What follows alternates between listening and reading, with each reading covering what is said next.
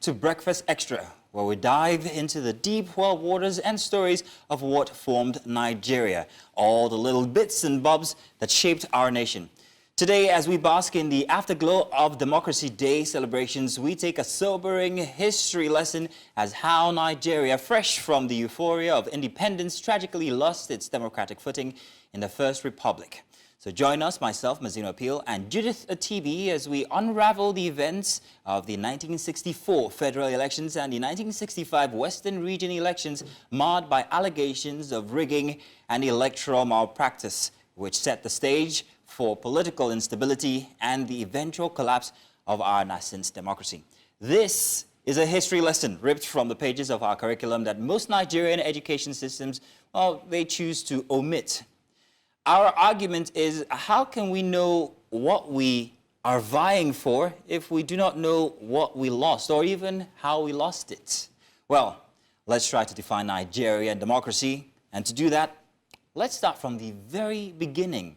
1960, the year Nigeria gained its independence from British colonial rule. This marked the birth of the First Republic, a period filled with hope, challenges, and, of course, insignificant political developments that laid the groundwork for the nation's future.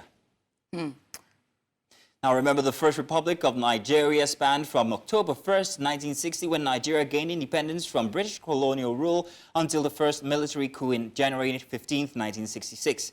This period was marked by democratic governance based on a parliamentary system similar to that of the United Kingdom. The First Republic was characterized by regionalism and ethnic-based political parties, which significantly influenced the country's political dynamics.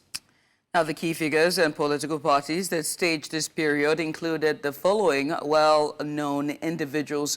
There was Sir Abubakar Tafawa Balewa of the Northern People's Congress, hailing from northern Nigeria as the leader of the NPC. Sir Abubakar Tafawa Balewa became Nigeria's first prime minister. The NPC was predominantly Hausa and Fulani and had significant support in the northern region. There was also Dr. Nnamdi Azikiwe. He represented the National Council of Nigeria and the Cameroons, which is the NCNC, and hailed from eastern Nigeria. Nnamdi Azikiwe, a key figure in Nigeria's independence movement, initially served as Governor General from 1960 to 1963, and then as Nigeria's first ceremonial president when the country became a republic in 1963. The NCNC was predominantly Igbo and had strong support in the eastern region. There was also Chief Obafemi Awolowo. He was a leader of the opposition party, the Action Group AG of the Western Nigeria region.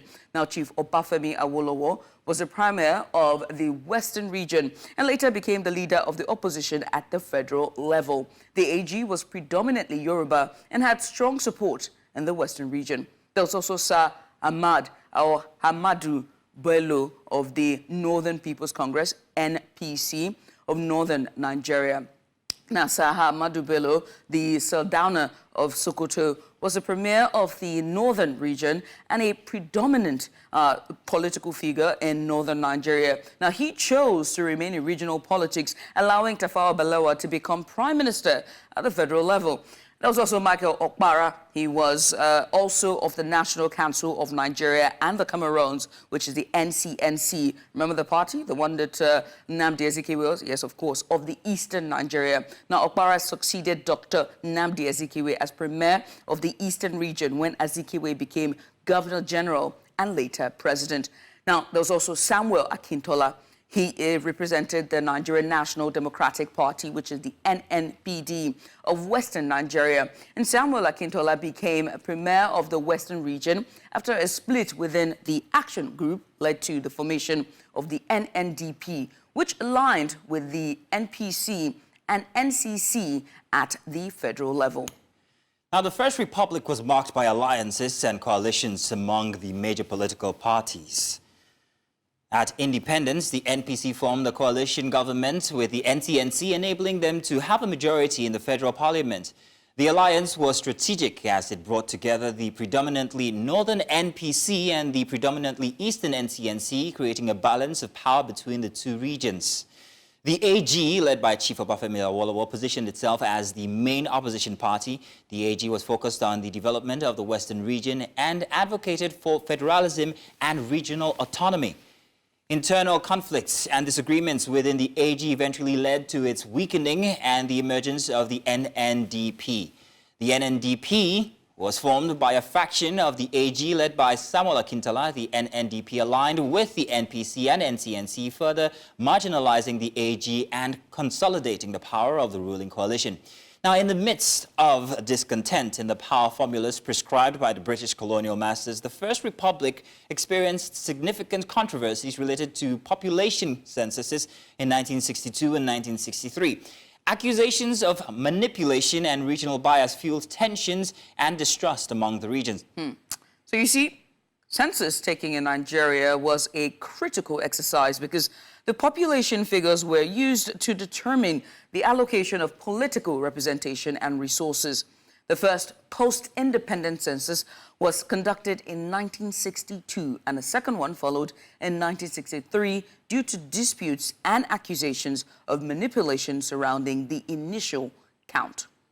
Now, the 1962 census was the first major population count conducted by the newly independent Nigerian government. However, the results of this census were rejected due to widespread allegations of rigging and inflation of population figures by various regions. Now, the northern region, led by the Northern People's Congress, NPC, was accused of inflating its population figures to maintain its dominant political position. Now, similar allegations were made against the western region as well, which was controlled by the Action Group AG, where it was believed that figures were exaggerated to boost political representation. There's also the Eastern region under the National Council of Nigeria and the Cameroons, NCNC, also faced accusations of manipulation and manipulating the numbers to gain an advantage as well. So the rejection of this 1962 census results was based on these allegations, which is, I don't know if it was justified, but it led to the need for a fresh census in 1963. And then, in response to the controversies of the 1962 census, a new census was conducted in 1963. However, this census also faced similar issues. I'll recount them. Population inflation was the first. The 1963 census results showed an unprecedented increase in population figures across all regions. The figures were as follows: Northern region, 29.8 million, Western region, 10.3 million, Eastern region, 12.4 million, and the Midwestern region, 2.5 million. Now, these numbers were highly disputed. There was also political implications. The inflated figures were believed to be politically motivated. Higher population numbers meant greater political representation in the federal parliament and more resources allocated to the respective regions. Also, ethnic tensions. The census controversy heightened ethnic tensions. Each region accused the other of dishonesty, further polarizing the political landscape. And also, the 1964 federal elections and the 1965 Western region elections were marred by allegations of rigging and electoral malpractices. Now, all of these issues exacerbated political instability and eroded public confidence in the democratic process. And so, this is what happens to the First Republic. It came to an abrupt end with the military coup on January 15th, 1966. The coup was led by a young military officers. In fact, there were several. One of them was Major Chukwuma Kaduna Nzogu, who was disillusioned by the corruption and political turmoil. Now, the coup resulted in the assassination of key political leaders, including Prime Minister Tafawa Balewa and Premier Ahmadu Bello. Now, although the coup failed to establish a new political order, it created a power vacuum that led to Major General Johnson Agoirosi assuming control as the first military head of state.